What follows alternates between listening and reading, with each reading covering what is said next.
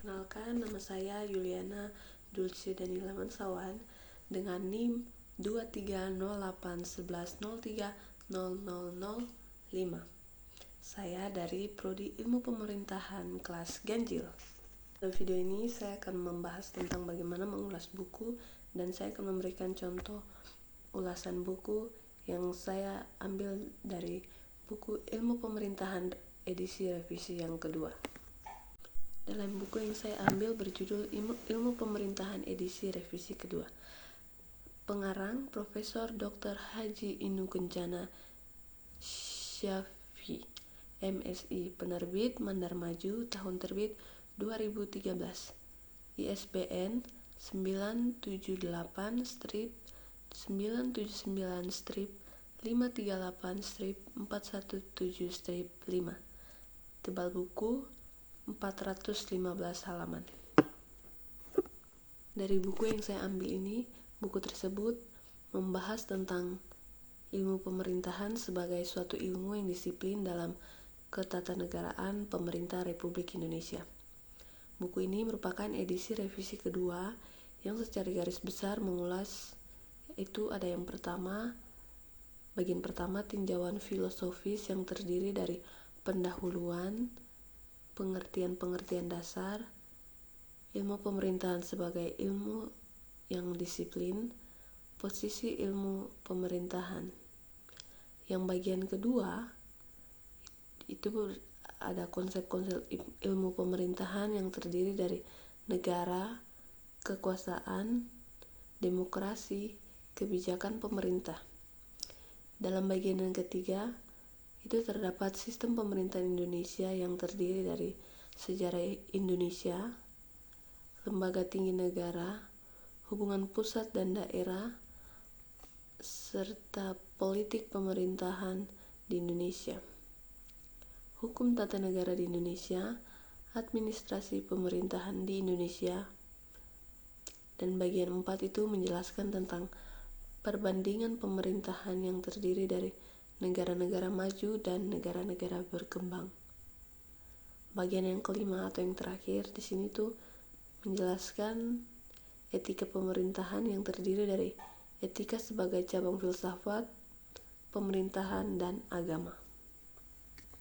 Dari buku yang kita ulas ini, buku ini merupakan buku pengantar untuk memasuki keilmuan pemerintah yang begitu luas dan sudah dibicarakan para ahli sejak zaman Yunani dan Romawi kuno di Eropa, dan zaman India dan Tiongkok kuno di benua Asia. Buku ini memuat gambar secara sistematis tentang ilmu pemerintahan, mulai dari sejarah secara kronologis, objek, material maupun formal, teori, asas, teknik, dan metodologinya, serta menjawab secara keseluruhan mendasar pertanyaan penilaian ilmu pemerintahan itu sendiri. Jadi buku ini menjelaskan tentang beberapa topik tentang pemerintahan mulai dari zaman dulu hingga pada saat ini. Dari buku ini, si penulis ini ingin menetapkan sikap bahwa dalam hubungan pemerintah yang tidak terlepas dari konotasi kekuasaan, sekularisme harus ditolak. Karena ketika kita membahas etika pemerintah, penulis ini menuntut untuk membicarakan kebenaran yang bersifat transendental. Nah, pada negara kita di Indonesia, sistem pemerintahan, politik, administrasi negara, dan hukum tata negara merupakan penjabaran nilai-nilai luhur Pancasila dan Undang-Undang Dasar 1945. Nah, dalam keseluruhan penyelenggaraan tugas pemerintah dan pembangunan untuk mewujudkan masyarakat Indonesia yang adil dan makmur. Selanjutnya kita akan membahas tentang kelebihan dan kekurangan dalam buku yang berjudul Ilmu Pemerintahan edisi revisi yang kedua. Nah, yang pertama saya akan membacakan kelebihannya.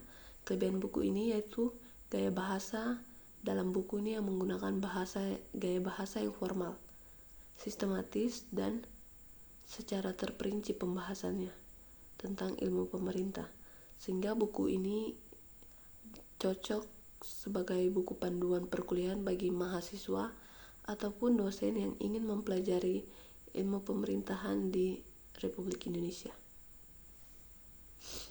Di sini saya akan membahas latar belakang penulis sebagai pakar dan ahli di bidang ilmu pemerintahan merupakan nilai plus tersendiri.